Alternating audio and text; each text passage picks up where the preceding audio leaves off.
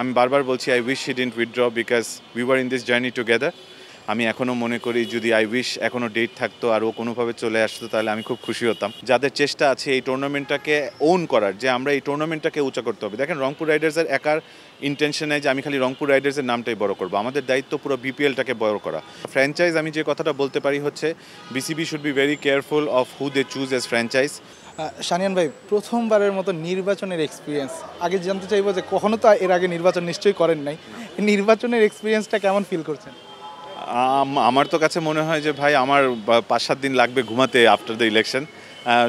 সত্যি কথা বলতে আসলে ছোটোবেলা থেকে ক্রিকেটের উপর এত প্যাশনেট এবং লাস্ট 10-12 বছরে ক্রিকেটকে সার্ভ করাতে আমার সবসময় ইচ্ছা ছিল যে আমি ক্রিকেটকে সার্ভ করার একটা সুযোগ পাই।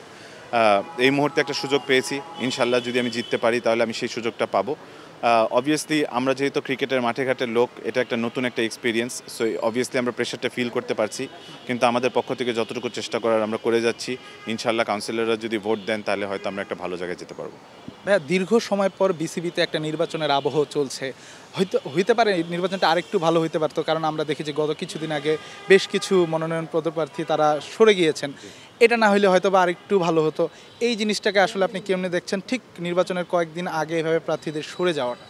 আমি মনে করি ইটস ভেরি আনফর্চুনেট, কারণ একটা প্রার্থী যখন নমিনেশন ফর্ম তুলেন তখন সে তার নিজস্ব ডিসিশনে তুলেন, নিজস্ব ডিসিশন থেকে তুলে তার 2 দিনের মধ্যে সে প্রত্যাহার করার কারণ আমি কোনো খুঁজে পাই না। যে আপনি I am sure with a stable mind আপনি ফর্মটা তুলেছিলেন। ইটস ভেরি আনফর্চুনেট যে পার্টিসিপেন্ট কমে গেল। আমি মনে করি যে এখানে একটা হেলদি কম্পিটিশনের ব্যাপার হতো। আজকে দেখেন আমার জন্য খুব ইজি হয়ে গিয়েছে হয়তো যে আমরা 16 জনের মধ্যে ফাইট করছি, কিন্তু 24 জন 25 জন 30 জন থাকলে আমাদের কম্পিটিটিভ এজটা আরও থাকতো, আমরা সবাই মিলে উদযাপন করতাম, কথা বলতাম, সব কিছু করতাম। সো আমার কাছে মনে হয় ইটস আনফর্চুনেট যে উইথড্রল হয়েছে, কিন্তু it's not in my hands, তারা তাদের পার্সোনাল রিজনসে করেছে।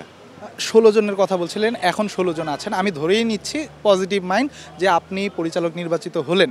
যদি সেটা হয়, আপনি যেহেতু দীর্ঘদিন ধরে রংপুরের সাথে কাজ করেছেন, আপনার দেশের ক্রিকেটার আনাচে কানাচে আপনার চেনা, বাংলাদেশ ক্রিকেট বোর্ডে আপনি পরিচালকের দায়িত্ব হলে আমরা দেখি যে পরিচালকরা বিভিন্ন সেক্টরে কাজ করেন। মানে আপনার পছন্দের সেক্টর কিংবা আপনি বাংলাদেশের ক্রিকেটকে কি দিয়ে যেতে চাইবেন? দেখেন এখানে যেহেতু 12 জনের সাথে এনএসসি থেকে 2 জন আছে, তারপরে ক্যাটাগরি সি থেকে 1 জন আছে, আবার ডিস্ট্রিক্ট ডিভিশন থেকে 10 জন আছে। সো 25 জন মিলে যখন আপনি একটা টিম বানাবেন তখন আমার উপরে একার এটা ডিসিশন না। দেখেন এটা ক্রিকেট খেলার মতোই অবস্থা। আমরা যখন 11 জন নামি, আপনার প্রেফার্ড পজিশন নাম্বার 3 হতে পারে, কিন্তু টিমের সাথে যদি আপনার নাম্বার 5-এও ব্যাটিং করতে হয় আপনার কিন্তু টিমের সাথে সেটা করা লাগবে। সো আমার প্রেফার্ড পজিশন অনেকগুলাই থাকতে চাইতে পারে যে আমি এটা কাজ করতে চাই, ওটা কাজ করতে চাই, কিন্তু আমার কাছে মনে হয় যেটা ইম্পর্টেন্ট হচ্ছে যে রাইট কম্বিনেশনটা সেট করা। আজকে যদি আমার যে সবচেয়ে বেশি ইচ্ছা যেটা করা সেটা অন্য কাউকে দিয়ে, আমাকে অন্য জায়গায় দিয়ে যদি বিসিবির ভালো কাজ হয়, ক্রিকেটের জন্য ভালো কাজ হয়, আমি মনে করি যে সেটাই হওয়া উচিত। সো এটা আমার একার আমাকে জিজ্ঞেস করেছেন আমার পছন্দ কি, এই মুহূর্তে আমার কোনো পছন্দ নেই, বিকজ আমার পছন্দ সেটাই যেটাতে আমার কম্বিনেশনে আমার জন্য রাইট ফিট হবে। রংপুরের কথা বলছিলাম, রংপুর তো গ্লোবালে খেলেছে, আমরা দেখেছি বিপিএল খেলছে, কখনো কোনো কন্ট্রোভার্সিতে যায়নি। বিশেষ করে আমি যদি পেমেন্ট ইস্যুর কথা বলি কিংবা প্লেয়ারদের সাথে ম্যানেজমেন্টের কথা বলি, সেটা আপনারা সবসময় ভালো মতো দেখেছেন এবং আপনিই ছিলেন সেখানে লিডারশিপে। এখন যখন বিসিবিতে আসবেন, আমরা বিপিএল নিয়ে দেখেছি গতবার আসলে অনেক কন্ট্রোভার্সি ক্রিয়েট হয়েছে। আপনি যখন আসবেন নিশ্চয়ই এখানেও আপনার একটা ইনপুট থাকবে কীভাবে, কারণ আপনার যেহেতু এগুলো ইন্টারন্যাশনালি হ্যান্ডেল করার আপনার একটা এক্সপিরিয়েন্স রয়েছে, সেক্ষেত্রে আপনি বিপিএলকে কী দিতে চাইবেন? দেখেন আমি যেহেতু কোনো সময় BCB side of the things দেখিনি, সো এখন আমার জন্য এটা বলা ডিফিকাল্ট যে আমি যদি হয়ে আসি আমি এখান থেকে কী কন্ট্রিবিউট করতে পারবো। বাট অ্যাজ আ ফ্র্যাঞ্চাইজ আমি যে কথাটা বলতে পারি হচ্ছে BCB should be very careful of who they choose as franchise, because BCB একা এই টুর্নামেন্টটাকে কিন্তু সাকসেসফুল বানাতে পারবে না। যখন আপনি যখন ফ্র্যাঞ্চাইজ ওনার্স চুজ করবেন, সব কিছু মিলিয়ে কারা পেমেন্ট সুন্দর করে দিবে, যাদের চেষ্টা আছে এই টুর্নামেন্টটাকে ওন করার, যে আমরা এই টুর্নামেন্টটাকে উঁচা করতে হবে। দেখেন রংপুর রাইডার্সের একার ইন্টেনশন নেই যে আমি খালি রংপুর রাইডার্সের নামটাই বড় করবো, আমাদের দায়িত্ব পুরো বিপিএলটাকে বড় করা, এবং সেটা তখনই সম্ভব যখন প্রত্যেকটা ফ্র্যাঞ্চাইজেরই এরকম মেন্টাল ইচ্ছাটা থাকবে। সো আমি মনে করি যে আমার কাছে মনে হয় ফ্র্যাঞ্চাইজ চুজ করা খুব ডিফিকাল্ট, এবং প্রত্যেকটা ফ্র্যাঞ্চাইজেরই ইকুয়াল সাপোর্ট লাগবে along with the BCB to make this A success. বেশ কিছু ক্লাব, যেটা বলছিলাম, পরিচালক পদপ্রার্থী যারা ছিলেন তারা চলে গিয়েছেন।